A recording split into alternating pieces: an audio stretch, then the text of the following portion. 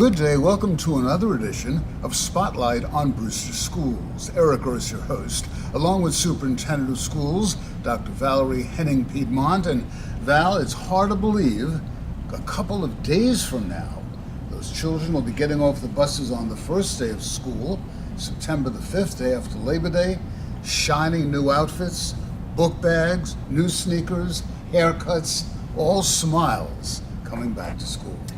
That is going to be so thrilling. It's thrilling for them, and it's also thrilling for the educators. You know, as you know, a ritual at the end of the school year for our educators at JFK, CV Star, and Wells is that they wait outside during the last pickup before children, go away, and they wave them off. That's right. And so this there's a lot of excitement. Then there's also an equal amount of excitement at the start of the school year, because again, most of the children are in the same buildings they were in, or they have another year in that building, and so those educators there know them, and they anticipate with excitement to see that that they're going to see them again, and the children are excited to see the teachers again, and so it just lights up the system.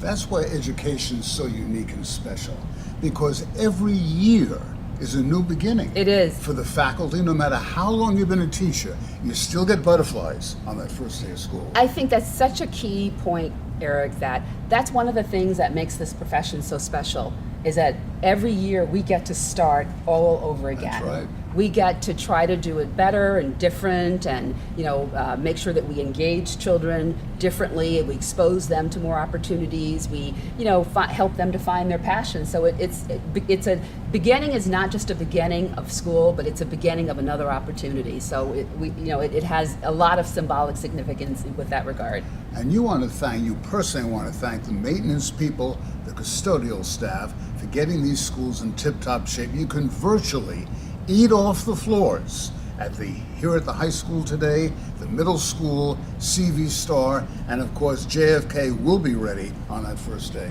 Absolutely. Our custodial and buildings and ground staff has just been amazing.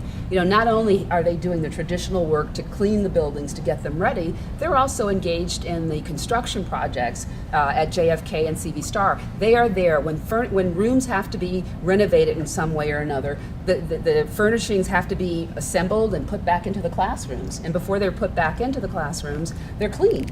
So even though JFK has undergone significant construction this year, there's also the cleaning of the rooms before the furnishings can go back in, and before obviously teachers can occupy it. Across the district, there are projects that that involve the custodial staff on so many levels. So we really appreciate their dedication and their pride in these buildings, and in making sure that when children walk through the buildings and when educators come in, as you said, the floors are shiny, the windows are clean, the desks are clean, just everything is just ready to resume a new school year. Valerie talked about dedication. Well, there was another dedication the other day, a rededication of the Henry Wells Middle School. A wonderful school. Invited the family of Henry Wells back. Who was Henry Wells was the question. A lot of people don't know who the gentleman was. They found out. And now there's a beautiful plaque in the main lobby of that school. When you visit the school, make sure you check it out. A brief history of the last surviving veteran of the Spanish-American War, lived right here in Brewster. He was quite a guy. I understand he was really a hero. He's someone to look up to, and certainly it's important for our children to know how that school got its name. And from what I learned during that rededication, it's we should be very proud that one of our schools bears his name. He was a patriot. He was an entrepreneur. He was a philanthropist. He was a patriot. He really did exemplify what it means to be an American. And our students need to know that heroes are not just people who they see on TV, but people who are our neighbors, and people who have been around and have, left their mark on the community. So it was a really proud moment for the school district. And I want to thank Mr. Clark, obviously, and Mr. Jesus, who were instrumental in, Yes. and Anne Marie Kowaleski, who's the PTA president at Wells, that they were instrumental in working with the Southeast Museum to make this all possible. So, and now our children will walk in. When anyone walking into the main office is naturally going to be drawn to that panel. And our children will be able to see it. So regardless of their height, they're going to be able to see and be able to read it. And it's very appealing in terms of the colors and its placement. So it was a very worthwhile effort, and I'm proud that our educators and our PTA president made it all possible. The man with the flag, Henry Wells. Let's go back and check out that rededication. Henry Wells had a sense of duty, a sense of community, and a sense of country. We're here at the Henry Wells Middle School today for a special dedication ceremony. The administration of the school, John Clark. John, we'll start off with you this morning.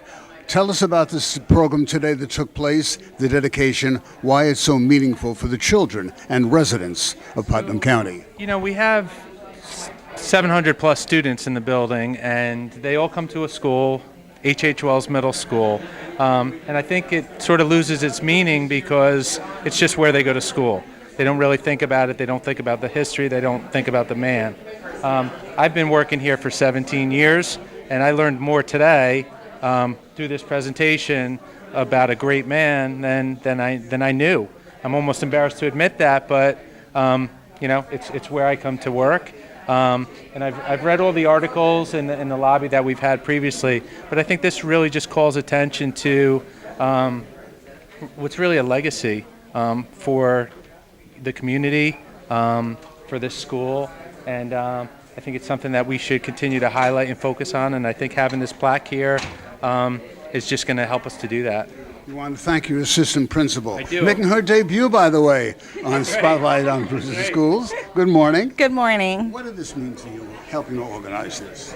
This is so meaningful. Anytime you get a chance to collaborate and bring the community together, especially centered around honoring such a great man, is important. And working with the Southeast Museum, the Putnam Historian Office, our student government, who actually took part in voting for this panel, as well as our faculty, and being here today with the Wells family it's so meaningful. Thank you. Amy Campanero, the Executive Director of the Southeast Museum.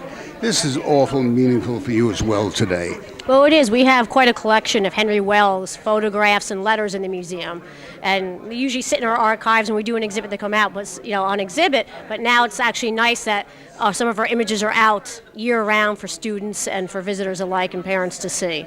So it means a lot to us, and especially to have family members here of the Wells. We're going to talk to those family members all the way from Charlotte, North Carolina. Olivia Wells Story, welcome back. And we are honored to be here, and I went to school here. This was my high school. I graduated in 1961, and it's wonderful to be back and to see it named the Henry H. Wells Middle School. We're just very honored and pleased to be here. Thank you. What kind of a guy was Gramps? He was very friendly. He was a typical grandfather. We were very happy to come into his house. Both my grandmother and grandfather would say, "Olivia's here." Like, you just felt very honored to be around them. They were very loving and very kind to us and to all their grandchildren. And your grandmother, Caroline, was quite a lady in her own right. She was quite the artiste. Yes, and she was a Quaker. She didn't believe in drinking. And they had 6 children, and 2 of their children are still alive, and they live in Charlottesville, Virginia, and for sure I'm going to send a copy of the program to one daughter is still alive, her only daughter, and the final son is still alive, Frank Wells. And I'm going to be sure and send them each a program.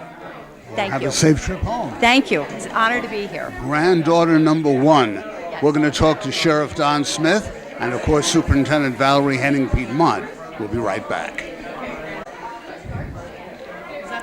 We'll say to Senator Kevin Berner with us now, along with Sheriff Don Smith, who's not only representing Senator Murphy, but representing himself a woodchuck from Putnam County, born in 1947 in the town of Paterson with 2 T's, who remembers Henry Wells tremendously, don't you?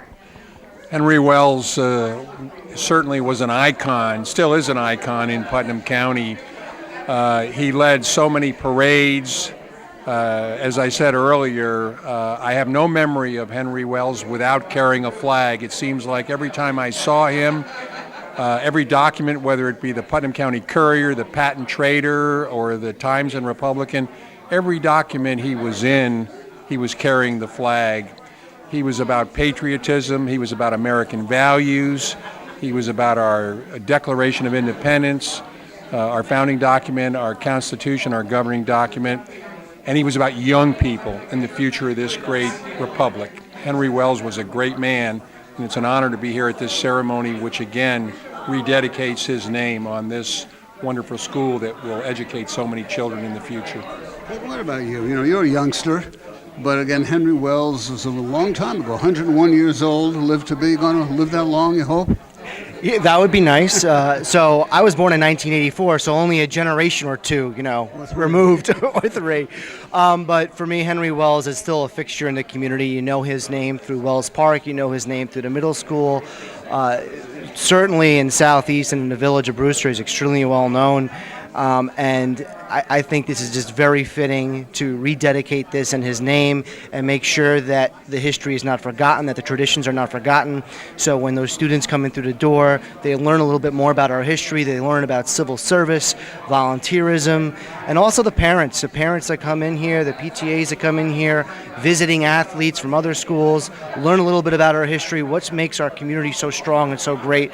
And it's just a pleasure to be here with our partners in government, my proud friend here, our Sheriff Don Smith, and also our public servants in the school districts, and just try to help teach people and make sure they never forget about Henry Wells.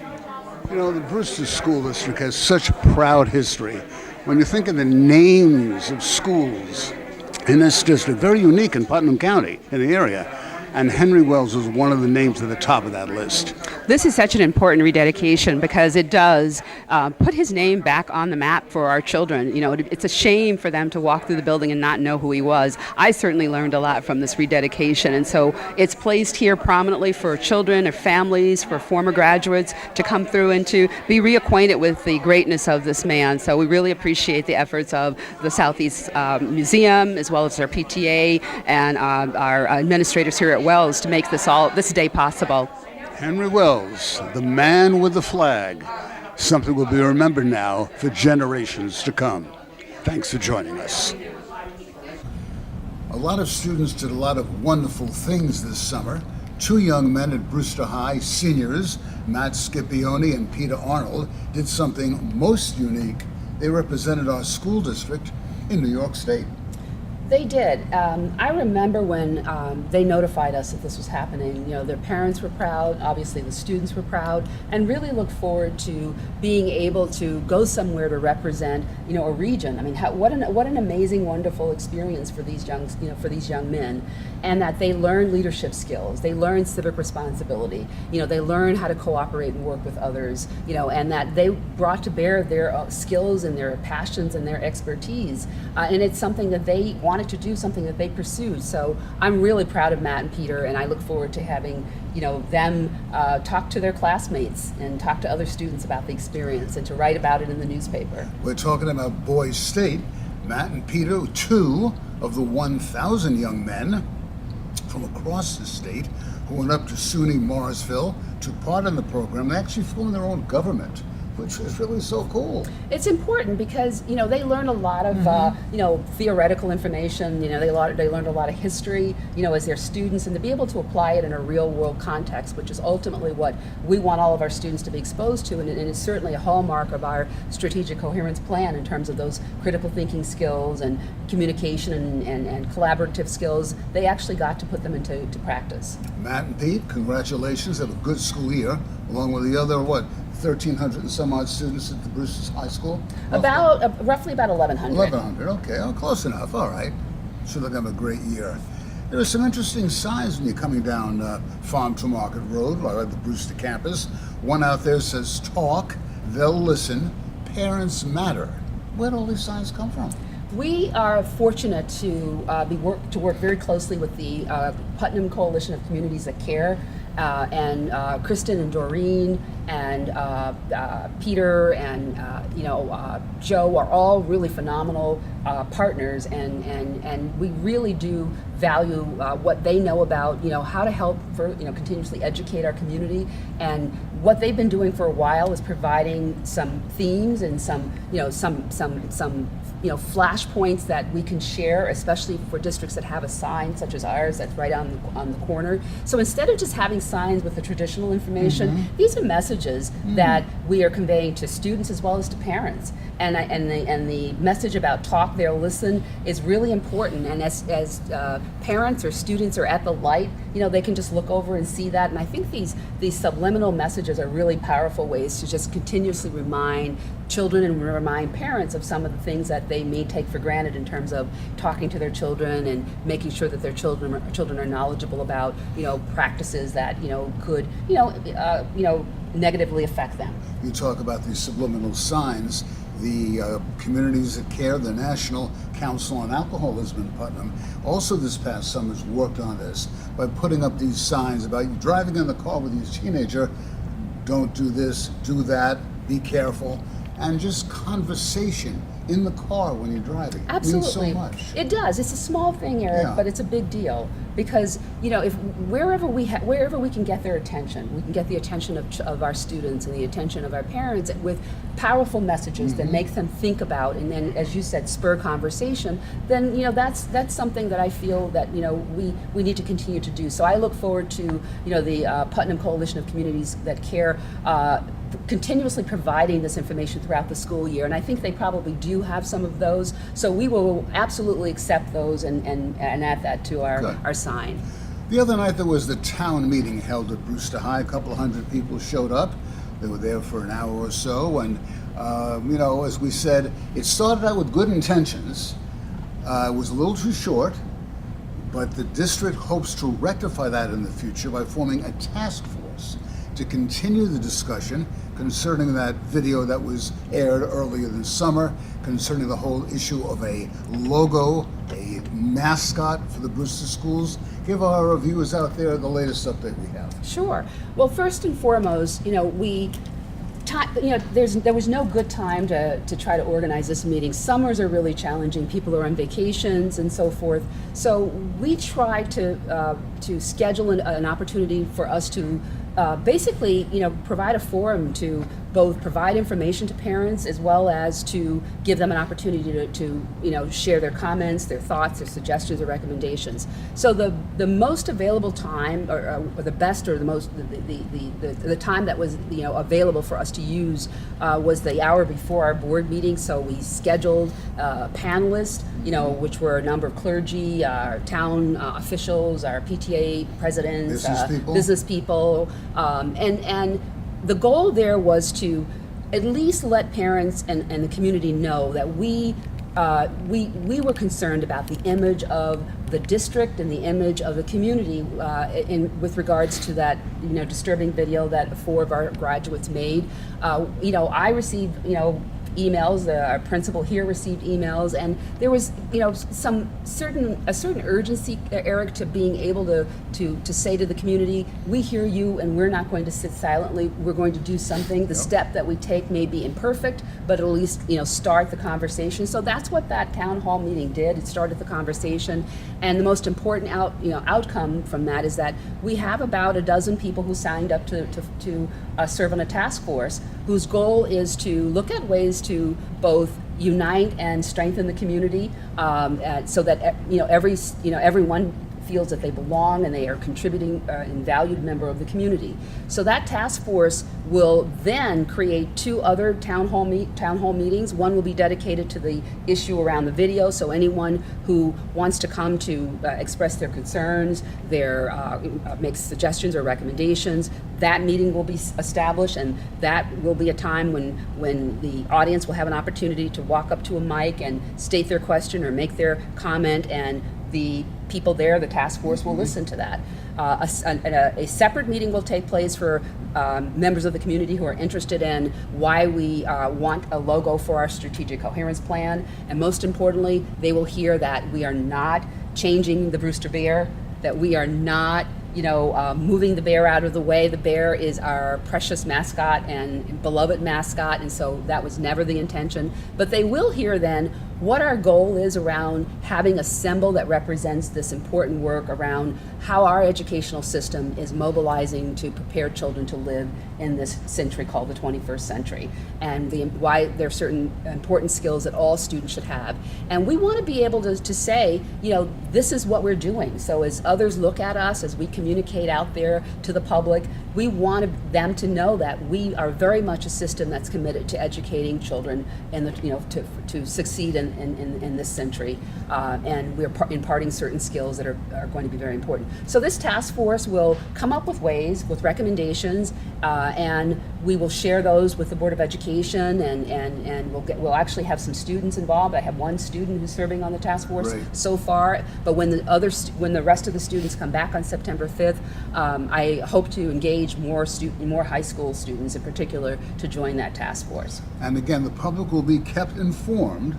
There will be public meetings, at least 2 more, as Valerie says, after the task force has that initial get-together, lays out the plans, the town meetings, and we go forward. Absolutely. So the task force is going to meet this Monday, August 28th, right here in the Innovation Learning Center, just to begin to lay the foundation for what they're going to do, and some rules around how we're going to work together and what our purpose is, and then just the first task is really organizing those 2 separate town meetings to deal with those issues and to give the community an opportunity to share what's on their minds. Okay. And then the task force may decide that every time they get to a point where they have some recommendations to share, that they convene some kind of community forum, so that again, parents have an opportunity and the community members have an opportunity to come out and listen to that firsthand. So as a way of holding us accountable for doing something to really impact the sense of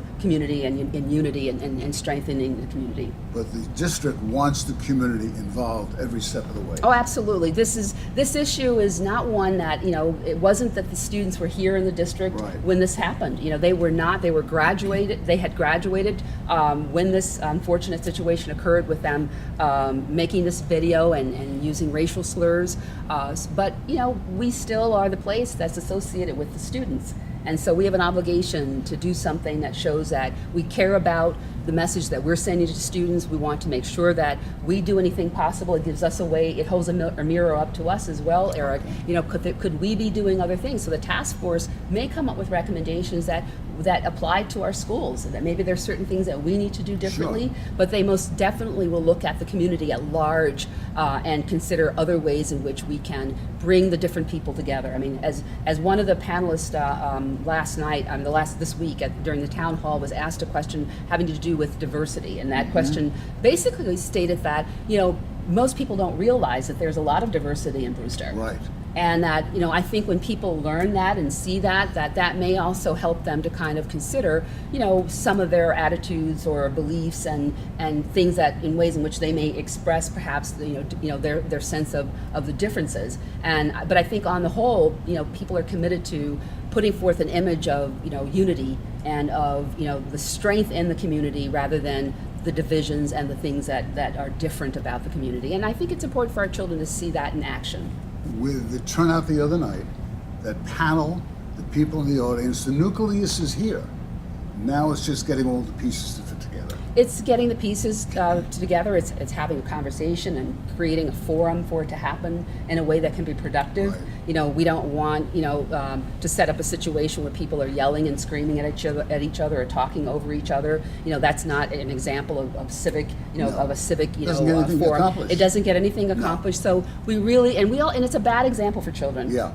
And that's really what we want to protect against. And that was really, while it may have been upsetting to some parents who were yelling things out, or some community members who were yelling things out during the town meeting, We were grateful that that did not continue because parents brought their children. Right. I recognized children in the audience, and they weren't just the high school students. I saw elementary Yeah. aged children, and that's just not. It's just not appropriate to have that occur in that environment. However, with that said, we will provide environments for and future forums for parents and community members to come and to make sure that their voices are heard. Okay, stay tuned, as they say. First day of the school year is right around the corner. What is your wish for the 2017-18 school year?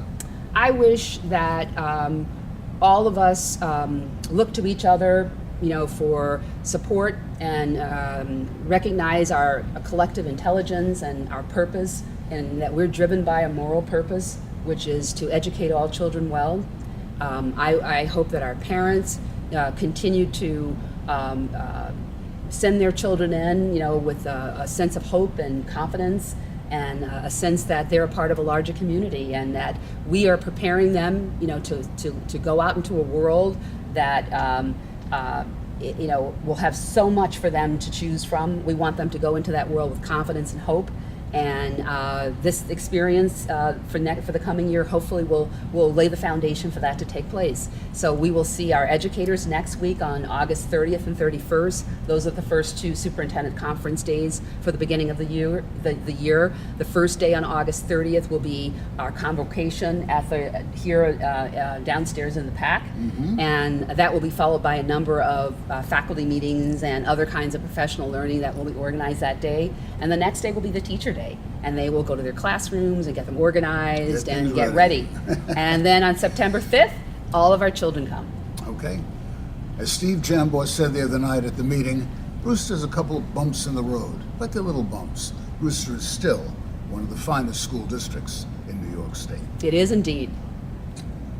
We will see you all on the first day of school. Val promises to be there bright and early when those little youngsters get off the bus for the first time at JFK, meeting all the students as well. So until next time, for Superintendent Valerie Henning-Piedmont, I'm Eric Gross. Frankie, thank you for your able assistance. Have yourselves a great last week before Labor Day. Be well, be safe. We'll see you all on the first day of school. Bye-bye now. Bye-bye.